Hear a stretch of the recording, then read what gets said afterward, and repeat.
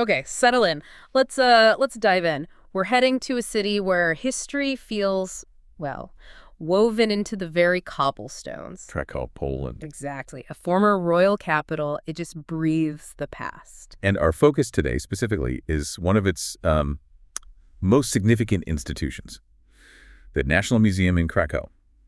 Muzeum Narodowe w Krakowi, MNK for short. Right. You've given us this amazing stack of sources, website details, videos, your own notes. And our mission really in this deep dive is to uncover what makes this museum so special. Yeah. Not just, as a building with objects, but as a living, breathing symbol. It's definitely much more than just a collection. As the material you shared really shows, it tells this profound story of a nation. And I have to say, what really jumped out at me immediately from the sources was the timing of its founding. October 7th, 1879. That doesn't exactly sound like a time of national celebration for Poland. No, not at all. It's actually the opposite. And that's, well, one of the most powerful things in your material.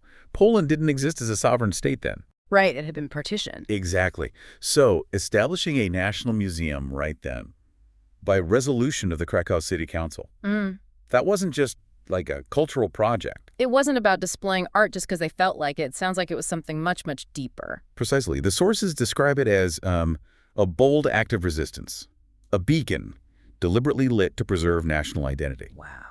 So when the state was suppressed under foreign rule, this museum became a kind of sacred space. It was where, as one piece you shared puts it, the Polish soul could breathe freely. A rallying point. Definitely, when one was desperately needed. And its very first home was fittingly iconic, even if it was humble, the upper floor of the Sukienais, the cloth hall. Right in the heart of the Grand Main Market Square, that beautiful Renaissance building, yeah. From those, modest beginnings, its mission was huge, safeguarding Polish culture, Polish heritage. And the early collections really reflected this. It was a direct effort, paintings, historical relics, documents, even everyday items. All chosen because they told the story of a resilient people. Exactly. So it began as this absolutely vital symbol during a period of oppression. And then over the decades, the museum itself grew, almost mirroring Poland's own journey. That's a really good way to put it. Your sources definitely highlight its expansion. They state that today, the MNK is the largest museum in Poland. And it's definitely not just in one spot. No, not at all. The material you provided shows it has, over a dozen branches spread across the city? Yeah, something like that. And each one, it says, offers a unique portal into different aspects of the past. There's even one branch outside Krakow, in Zakopane, the MNK Simonowski. But the main building on L, 3 Manja, that's the central hub, right? The big exhibition space and the headquarters. That's the one. And even its construction tells a story. Your notes mention it started way back in 1934. Okay. But wasn't fully completed until 1992. Wow, that's a long time. Think about that timeline started just before World War II, halted by the war, and only finished decades later. The building itself kind of embodies Poland's tumultuous 20th century. Okay, so let's unpack some of the treasures housed within these branches, particularly in that main building. What did your material say were some of the standout permanent galleries? Well, the Gallery of 20th Century Polish Art is clearly a major draw. The sources mention it features nearly 500 works. It really takes visitors through the dynamic artistic shifts in Poland, expressionism, constructivism, surrealism, even socialist realism. That really reflects the intense political and social changes the country went through, doesn't it? I saw names like Tadeusz Kantor, Władysław Strumiński, Zofia Zdrowska highlighted. Yes, and visitors specifically call out works by Wyspiański and Malczewski in that gallery, too. It gives this powerful visual narrative of a century of change. Right. Then there's another fascinating collection mentioned, the Arms and Uniforms in Poland exhibition. Okay. What's in there? This traces military attire and weaponry from the 12th all the way to the 20th century, showcasing everything from medieval armor and swords to later firearms and uniforms. And it's not just about weapons. It really highlights the craftsmanship and the cultural significance attached to military stuff throughout history. And for people who appreciate fine objects. Yes, the Gallery of Decorative Art, that covers the 12th to 18th centuries. The variety your sources list is pretty amazing. Like what? Goldwork, silver, precious stones, intricately carved furniture, clocks, musical instruments, ceramics, glass, Wow, okay. It really paints a picture of daily life and ceremonial life across different social classes back then. So beyond those specific galleries, the sheer breadth of the MNK's collection is just vast. Yeah. Your material notes works by iconic Polish masters, Jan Matejko, Stanisław Wyspiański, Jacek Malczewski. Yeah, absolutely central figures. And famously, it's home to an international superstar, Leonardo da Vinci's Lady with an Ermine. That's quite the resident. It really elevates the collection, too. Yeah. The range is just immense. It offers this panoramic view of human creativity and history, from ancient archaeological finds right up to contemporary sculpture. It covers a lot of ground. It really does. And one piece you shared specifically mentioned a Judaica section within the museum, saying it presents Judaism very well. That's good to know. So stepping back from the collections for a moment, what's the overall visitor experience like based on your material? It sounds like more than just walking through rooms of objects. Yeah, your sources describe it as embarking on a journey that genuinely transcends time.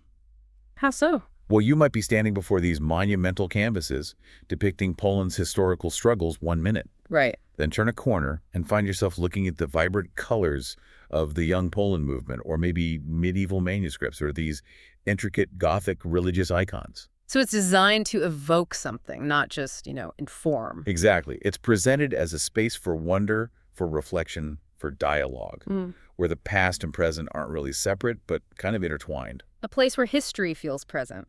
Yeah, in the quiet of a gallery, it can feel incredibly present. And looking at its role today, the museum hasn't just stayed static, has it? It's evolving. Definitely. Your material shows it's embracing modern approaches, using new technologies, forging global partnerships, developing educational initiatives to improve accessibility for everyone. And temporary exhibitions are also mentioned as a key part of its vibrancy. Yes, exploring contemporary themes, bridging traditional art with innovation, keeping things fresh. And on the practical side of visiting, your sources cover the basics. Accessibility features are mentioned. Right, for visually and hearing impaired visitors, wheelchair access too. There's a cafe, Wi-Fi. Though one practical detail you highlighted was the Zakaz Fotografowania sign. Ah, yes, the no photography sign mentioned in certain areas.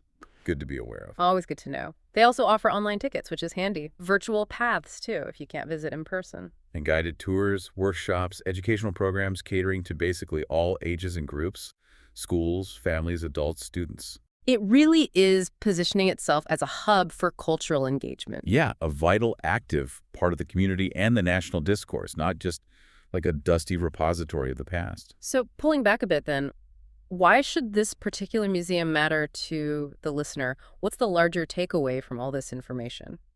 Well, the sources consistently position it as a beacon of Poland's rich cultural and artistic heritage, a timeless guardian of identity. So visiting isn't just about ticking masterpieces off a list. It sounds like it's a unique chance to really delve into a nation's past and understand its significant contributions to art and culture, especially given that whole context of its founding. Absolutely.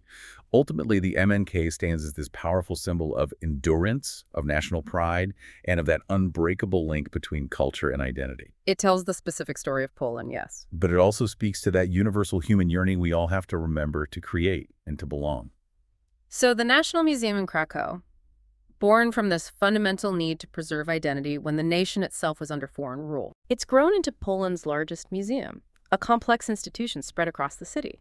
And it houses these incredible collections spanning centuries: Polish art, military history, decorative arts, so much more, including, icons by Polish masters and international giants like Leonardo. It's clear from the material that it's designed to be more than just a place to display objects. It's really a space intended for reflection, for learning. And for connecting deeply with a rich history and maybe the broader human experience too. Yeah. And here's a thought maybe for you to carry with you. The sources you provided describe this museum as a sentinel of a nation. A sentinel. Think about what that really means. For a cultural institution to take on that role, to guard not just physical artifacts, but the very soul and story of a people. How do places like the MNK shape our understanding of identity and heritage today? Exactly. And what power do they hold, especially in times of change or challenge? Something to mull over.